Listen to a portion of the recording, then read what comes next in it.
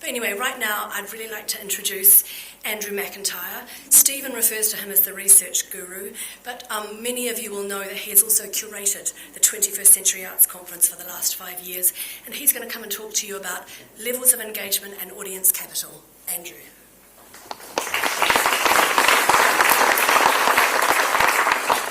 Thanks, Jackie. Okay, so Stephen talked about this idea of... Oh, yeah, I think we got it. Sorry about that. So Stephen left us with a kind of memorable analogy of people paddling but not wading or swimming. So I think this is what most of the research is telling us about New Zealand, that all the countries that we've done this kind of research in, New Zealand has by far the biggest participation in the arts. You have more New Zealanders are active creatively than in any other country that's currently being tested. So 95% of New Zealanders have had some kind of cultural experience in the past 3 years. In Australia, that's 87%. In the UK, for example, that would be down at 85%. So breadth is not a problem here.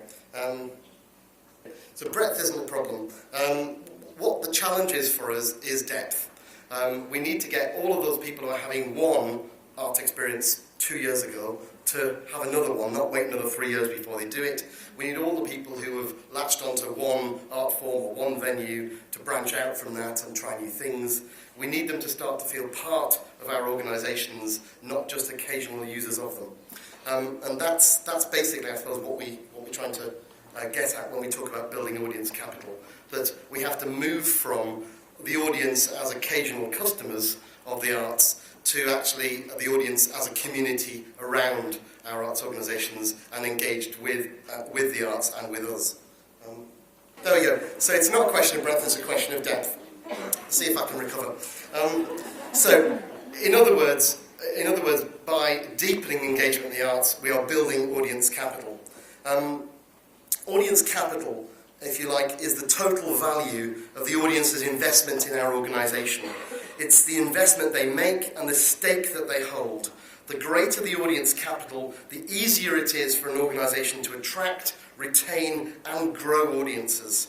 Audience capital, like financial capital or human capital or social capital, or all those notions that have become popular over the last decade, is a way of thinking about, but also a way of measuring what is really valuable to us and what is really valuable to our audiences. It gives us a new way to validate our work, a barometer of our health and success, a reminder of where we are yet to succeed, and an imperative to focus our minds on creating ever greater audience value. Audience capital helps us all to become social economists rather than financial economists. Social economics is not about money, it's about people and the value of their interactions with each other and with society. In this case, it's about art and people's engagement with that art. As a sector, we need to develop greater expertise in this area. I want to show you this on the research table, or you can download the full report from the website. So that's www.creativenz.govt.nz. It might save some of you from having to write down all the statistics. Thank you, and hopefully we'll get this sorted out. Look at that, it might be working. Yay. Thank you very much. So, we started a little piece of research funded by the Arts Council of England about 18 months ago in Newcastle Gateshead, which is in the northeast of England. And Newcastle Gateshead has had a huge amount of investment in culture. It was tracking in all of the research studies as the city in which the fewest people felt that they were engaged with culture. It's a post-industrial northern city with historically low levels of engagement and investment in the arts. Over 10 years, they got more investment than any other city in the UK. It started, interestingly, with them commissioning Antti Gormley to create this enormous Angel of the North sculpture, which the locals were particularly displeased about. They thought it was a big waste of money and very ugly and so on. And gradually they got to like it. I think if you go and see that sculpture, you can't not like it. And Newcastle's very big on football, and the point at which it tipped and the audience, the people started to own that sculpture as their own was the point where they put an enormous Newcastle United shirt on it. And it became their thing. And since then, they turned the quayside at Newcastle, which was just somewhere you couldn't go. It was dirty industrial, post-industrial. They turned the old Baltic flour mill into the Baltic Contemporary Art Gallery, and then along the quay they made this enormous sage music centre, which is like a huge cocoon designed by Richard Rogers, and they put a new bridge across the river, and people could walk across this bridge and see art galleries and listen to music. And what was really interesting is, just in terms of investment in culture, is people who didn't actually see the art or go to a concert, but who walked over this bridge and along the quayside said that they felt cultural, which I think is quite interesting. And they started to define their city as being a cultural city, and they started to agree with statements like Newcastle Gateshead is one of the leading cultural cities in Britain. So even if they weren't necessarily engaging a lot themselves, they felt proud of the fact that their city was being regenerated through art. And then since then, the numbers have gone up and up and up. So we did a major study about 10 years ago in Newcastle, before they made this investment, and looked at the interest and engagement with music specifically. I'm not gone off again, huh? Yeah. Right, fine. We looked at the engagement with music specifically, and we measured the level of interest in music, and we decided that the level of interest in music was sufficient to justify them building this music centre, which they did.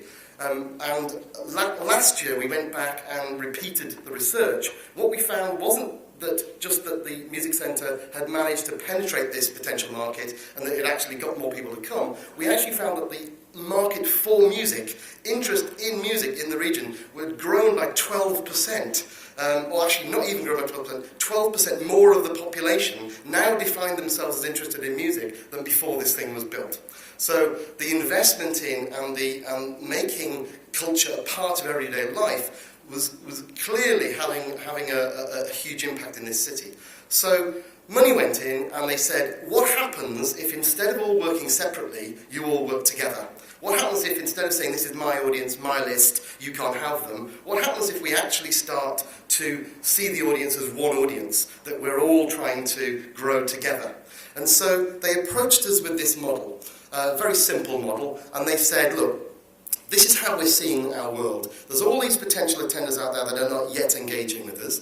Then we initiate them into the arts somehow. We don't quite know how, but we do. And they have low engagement, like perennially low engagement. And then some kind of transition happens. We're not sure how that happens either. And we get these people who are quite reasonably engaged, but they're not really core arts attenders. And then something else happens, which we've described as a breakthrough, where they become these really confident arts attenders and come to everything. And this is a pretty obvious model, yeah? It's, we could say low, medium, high. But what they were really interested in was not the blocks, but actually the thresholds. They were saying, how do we initiate people into the arts? How do we transition them from paddling to wading? And how do we get them from wading to swimming? Which is a nice analogy. And so they gave us this brief. This is a brilliant brief for a researcher, because it's not go and measure how many people are doing this. It's find out why. Yeah? We never get a brief like that. We always get a brief that says count. Count the number of. We had to find out why people were doing it and why they weren't doing it. And it was a piece of pure research, and it was a bit like psychology. We literally got people in and we said, tell us about your childhood. And we went right back to the beginning of how do people form an engagement with the arts. And this is, I don't know how well you can see this, but this is the model we used. We explored all of these factors which combine to engage people in the arts. So the engagement is the big green blob in the middle, and starting at the top left, we looked at their character, their selves, their personality. So we looked at things like their learning styles, so what kind of a learner were they? We looked at their aptitudes and interests, whether they were inner or outer directed. That means how influenced are they by other people? How self-confident are they? In fact, when you're really inner directed, you not only don't care what other people think, actually what you do is you look at what other people think and you do the opposite, because you want to be different than yourself. Self-awareness, people who felt that I really need this, or I'm looking for this in my life, as opposed to people who just end up doing things. And their ambitions and aspirations. And particularly what we found is is we particularly looked at parents and what parents' ambitions and aspirations were for their children and for their family life. And we found that in this bounce in Newcastle, a lot of the bounce came from people who didn't have culture when they were children, but really wanted their children to have culture. And they saw this as a way of having a better life. And that's really interesting, really important. And over in the top right-hand side here, we looked at social. So we looked at people's background. What's your family background? Did you get taken to the arts as a child? Did you get given a violin at the age of 4 and told to play it? Or, was music banned in your house? So we had to kind of look at these things. Your family, your friends, your peers, your colleagues. What was the attitude towards the arts? If you told people that you were going to the arts, would you be an outsider? Would people think that was interesting? Would they have already been, beaten you to it? And then we looked at these societal things. So we looked at the education system. So how did you get on with art at school? Was art something that you hated? Was it the only thing that kept you in some days? We looked at the media. How do you think the media portrays art? How do you use the media to engage with culture? We looked at people's cultural identity and their civic pride, which I touched on already. Do you see this city as being cultural? And their sense of entitlement and access. Are these buildings your buildings? Is the Baltic Contemporary Art Gallery public space? Or is it a place where weird people go to look at strange art? And one of the things about the Sage Music Centre is you can walk through it. It's kind of indoor square, and people have just adopted the building immediately and claimed it as theirs. So 90% of the users of the building are not seeing a concert on this visit, which is the best statistic I know. And of course, if you then just play, go and put musicians and let them play in the middle of this public square, 100% of the people on this visit have engaged with music. So it's these are kind of really interesting topics. And then we looked at the sector. We looked at the physical infrastructure, this investment that had gone in. What if we change the environment and make more opportunities to engage with culture, more buildings that are palaces of culture, more teams? The Stage Gateshead has 63 classrooms in the basement, and a team of about 200 educationalists who go out and deal with every school in the entire region. No wonder the bounce has been 12% things. These kids in schools have been dragging their parents along to family events because it's been animated. So, if you want proof of investment in culture, raising the power of culture to engage, the Sage Gateshead would be the one. We looked at programming. Not just the range, but how programming is tied up. We looked at this idea of festival. When we create festivals across the city, does it create another portal for people to engage with us, where our individual programs were less powerful?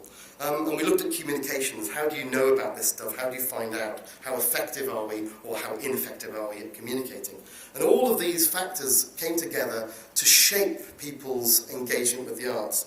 And we started to refine this simple model.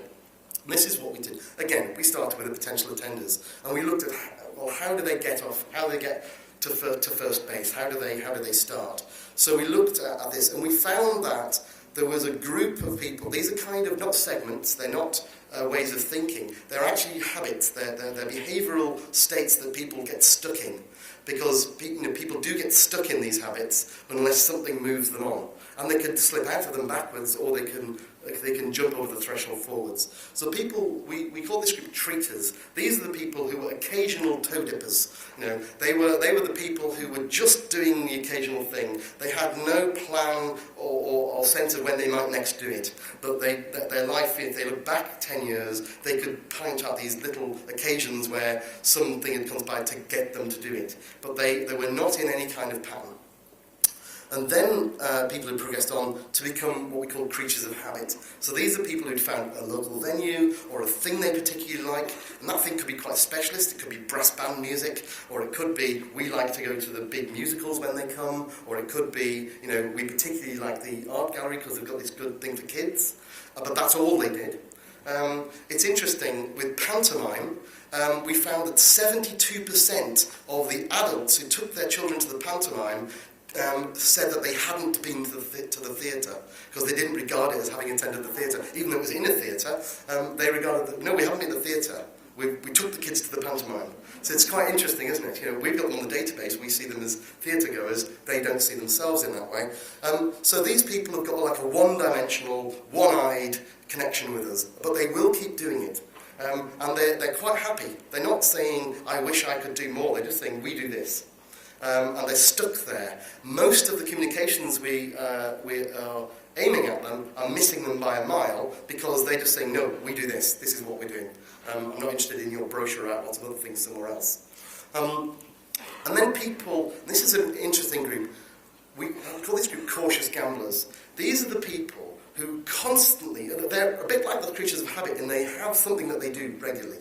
And what they're doing is they are interested, and they're looking, and they're seeing posters, and they're seeing brochures, and they're seeing other things that are on in the same venue, and they're thinking, oh, might do that, that's interesting. So they're looking at the things that they do, and they're going, yes, we're definitely doing that. And then they're flicking through the brochure, and they say, oh, that looks possible, might do that, interested in that, and they're making this shortlist. And, everyone in this room probably does that. But lots of people are making this constant shortlist of things that they might do. And actually, when you look at it, how many of those things do they actually do? Almost none. Almost none. So they keep thinking about doing it, but they never do it. And one of the main reasons here is we're brilliant at raising people's awareness that there is stuff. We're really poor at actually persuading them to do it. So we keep putting it on people's shortlist, but we never close the deal. And so those people are kind of see themselves as being cultural, but they never actually get on with it. And then you get to this group, which is the breakthrough, that are called confident explorers. And these are the people who are happy, they range across art forms, range across venues, they're discerning, they're willing to try things, and these people are the core of our audience. These are the people who repeat attend and who are willing to try more than one thing. And then, ultimately, this group, because they become so engaged with what we're doing, become either givers of time or givers of money. These are the people who are prepared to support them. It's, with apologies to JFK, at this end they're saying, that's not what the theatre can do for you, but what you can do for the theatre. And so this is a kind of chain, a journey. Now, some people go from 0 to 60 in 10 seconds here. You're born into the top group. Because if you come from a family where this is normal, then that's just normal to you. But other people take a lifetime to get halfway along this or never make it. And so what we did was we looked at how do people actually cross these thresholds? What is it? How do people manage to get from one to the other? And if we know that, can we replicate it? Can we actually build those bridges and help them to do that? Most of what we do is at the top end. It's aimed at the top end, and so it misses these people by a mile. Most of what we do is not helping people to cross thresholds. It's assuming that people already want to do it. So, just show you a few other things. If you move from the left to the right, the needs being met are moving from just meeting social needs, we go to the musicals, we have a good night out, through to intellectual needs, this is interesting, tell me more, through to emotional needs, I recognise that the arts can make you laugh, make you cry, and tell us about who we are and how we see the world, up to kind of this kind of all spiritual experiences that people have when they are contemplating big ideas about the world, or they're escaping, or they're entering an altered state, or they're stimulating their own creativity. And if you look at their attitude to risk, it goes from averse at one end to actively seeking risk at the other end. And if you look at interaction, well, it's inertia at one end, through passivity, through reaction, all the way to people being proactively seeking to engage with what we do. And if you look at the relationship, and this is the key thing I want to tell you, is that all the ones on the left-hand side are stuck in transactional, functional transactions with us. And as you move up to the top end, this is now about emotional interactions. And if you look at the pattern of engagement of the 95% of New Zealanders engaged in the arts, too many of them are stuck in functional transactions with us. And partly that's our own fault, because what we seek are functional transactions with them. And we're not doing enough to hold them close and to emotionally engage. We're doing an awful lot to try and sell them tickets. So, that's the model. It was just a model. We did it with a lot of depth interviews and so on. Never measured it. But New Zealand, first country in the world to measure it, which is quite exciting, came up with this. So these are the scores on the doors for New Zealand. And you'll see it's the kind of pyramid shape. 32% of the active audience are treaters. That's 1 in 3 New Zealanders who are in that 95% who are doing things, are just dipping in now and again with no paddle. 26%, a quarter of New Zealanders, have a little habit, a narrow little habit. They come into one venue, they come into one thing, and they're doing it on a habitual basis, but that's it. 18%, so just under 1 in 5, are looking to do more, but not quite sure how to do it, and shortlisting it, but never getting there. And 12%, 1 in 8 New Zealanders, are core audience to us. They're people who are confidently ranging across what we do, and 12% have gone as far as either volunteering, 6% have volunteered, and 6% have given money. And some of the ones that give money have volunteered as well. So what you've really got at the top end is 24% who, 1 in 4 in the market, who are confident, engaged and supportive of what we do, which means that 3/4 of them are less than that. And that's the challenge of the 2 days. That's the challenge to you, which is how do we get more people to climb up this thing? And just, I've been talking about social economics, but let's just go back to good hard cash for a minute. Look at this. Left to right, the same progression. These the bars show you the number of people who intend to spend more, less, or the same on arts in the next 12 months. And you see, the further to the right you get, the more that they're looking to increase or do the same, and the further to the left you get, the more flaky they are, the more easy it is for them to drop out or drop off, or just say, oh, we'll just cut that out. Because down to the left, the arts are not part of their everyday life. That's why you dropped a few percent on that, and it doesn't seem to be essential to them. To the right, they couldn't imagine living without the arts. So we have to drive people up, and at the bottom, you can see the average monthly spend for each group. People looking over my head here, but we're going from $21 for the treaters, because what they're doing is every so often they're blowing it out and going to Jersey Boys, which is expensive. And at the top end, people are spending a huge amount of money. So even the confident explorers are spending $69 a month per head on average. Okay, so if we want to, keep the money flowing into the organisation, engagement is the way to do it. Ticket selling at the bottom end is a hard slog to people who are quite fickle. Up the top end, you don't need to sell the tickets. These people are snapping them up from you. These people want to buy them. So, I want to talk a little bit about this idea of audience capital. So we've talked about it in general terms as being the value that people place on us. And it's a nice term. It's a nice idea. You can actually measure it, and we hope that over the next year or two, nearly everyone in this room will be measuring their audience capital and using it as a way as a barometer of how they're doing and a way to guide their own practice. So I'd like to show you a little equation. This is my equation. I hope it's not too scary. We've defined audience capital as brand equity, the stake that people have in your individual organisation, your existing audience, times market power being your ability to attract a bigger market from outside.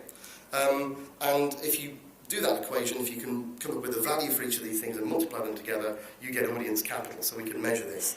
So roughly speaking, we're trying to measure brand equity out of 100, just to make it easy. We've got our market power, we've got a factor of 10, so it could be anywhere between 0 and 10. If you multiply that, it comes out. So your audience capital will be a score out of 1,000, which is quite nice, and your brand equity is a score out of 100. So let me just show you what the building blocks of these are. And this is pretty simple. Brand equity breaks down into 2 types. Functional brand equity, which is pretty boring, to be quite honest. So you can do that first. So boring minute coming up, and emotional brand equity, which is where all the good stuff is. So functional brand equity breaks down into the following. Value for money. Do people perceive that what you're offering is value for money? And I don't mean low or high price here. You could spend $5 and it was really poor value for money. You could spend 100, it was the best 100 you've ever spent. So it's about how much people value the arts. The problem for us, of course, is that we don't value the arts very much ourselves. We don't have very little faith in it. So what we tend to do is we set prices. Well, actually, we do 2 things. We set a universally low price, hoping to get people in at the bottom, rather than just making some available at that price. And so we don't actually manage to realise the value. People look at the price we're charging, for those of us who are charging, and presume it's not worth much because it's a low price. when we have the courage to set a high price and people don't book quickly, we reach too quickly for the 2-for-1, the discount offer and the comp. And so what we actually say to people, yeah, it's not really $70. Just wait till later on and we'll discount it. So if we don't value what we do, we can't expect the audience to do it. Reliability is just, do you deliver what you promise? And the amount of over-promising that goes on in arts marketing is unbelievable. And so what actually happens, it's literally unbelievable. So people get the brochure and there's 7 or 8 things, and every single one of them is a world premiere or the best show ever, and the press love it and all the papers. And you kind of, in the end, start to discount that and filter it because it's not believable.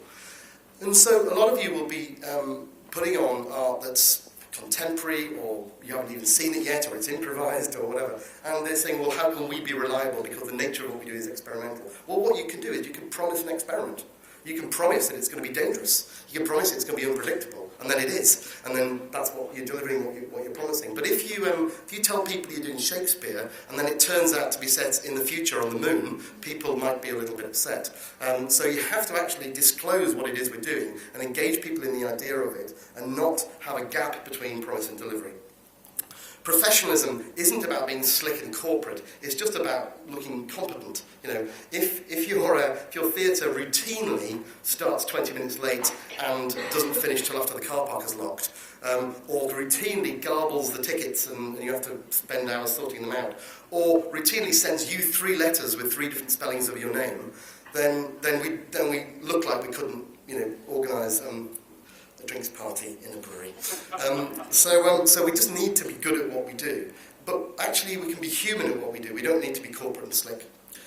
Service. It's interesting is that the impact that personal contact can have on persons, not only their experience, but their opinion of you. They're really unlikely to meet the artistic director. They're very likely to meet the person selling them a ticket, telling them a ticket, showing them where to go, telling them where the toilet is, helping them to get in and out.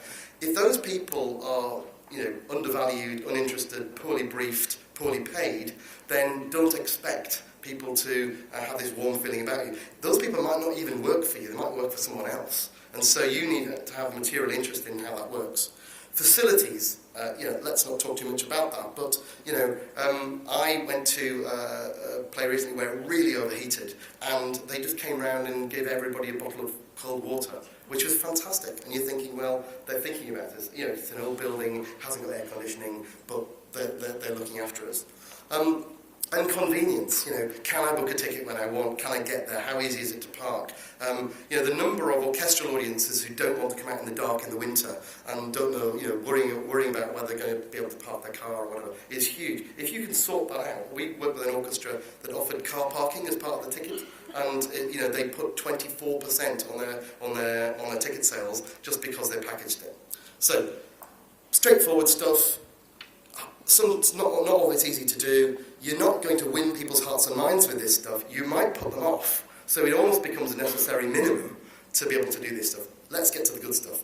Loyalty. Now, I've got a very kind of dull definition of loyalty because I don't want to pack too much in. You'll see why in a minute. But I just define loyalty as their previous habit of coming, so longevity, constancy of their habit, and their intention in the future to continue that. Yes, we're loyal. We're in a habit of going to this organisation or this art form regularly, and we don't see that changing.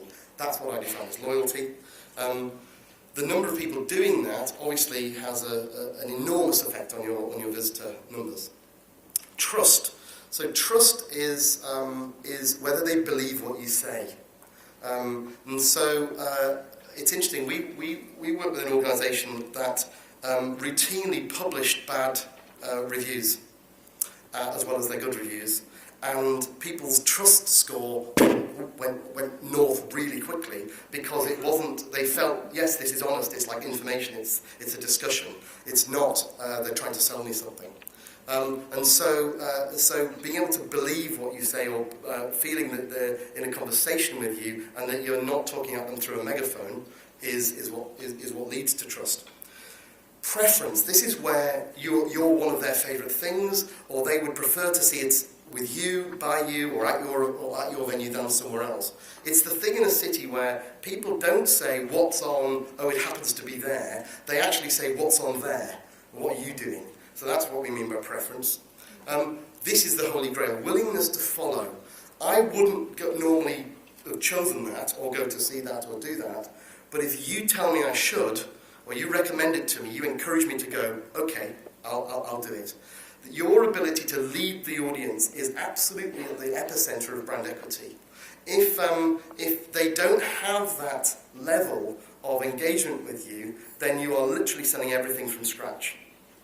The point at which, just because you say so, you can bring an audience. And actually, deep down, audiences want to be led. They want to be surprised and delighted, but they want to do it in a safe space. They want you to hold their hand and guide them.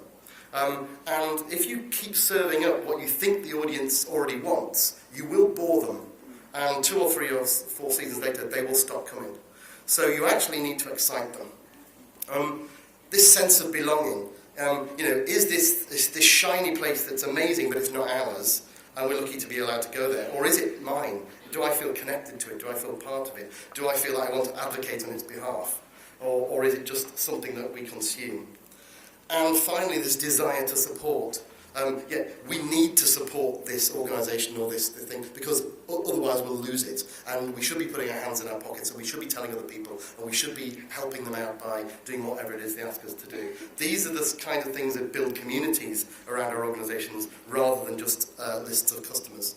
So you can measure all of these things really easily just by asking simple questions. Would you agree with this statement? Strongly agree, slightly agree. We add them up, we calculate the score, and then we multiply them by this. Market power is how many people have ever heard of you, how many people have ever been, how many people have you kept, so have you burnt through them all and they're not coming back, and how many people might come back in the future. And we calculate those together to give you a market power rating, and you get this kind of score. So we'll say, right, you've got a functional equity of 73, you've got an emotional equity of 58, so your overall brand equity is 63, and powered by your market power gives you an audience capital score out of 1,000 of 543. And that might sound crass, but actually it's quite subtle. And what if we did that for different parts of your audience? What if we did that for younger people? What if we did it for people who are members? What if we did it for whatever? And you can start to see how you're doing. So that's measuring audience capital. I'm going to hand back to Jackie, and good luck with the slides.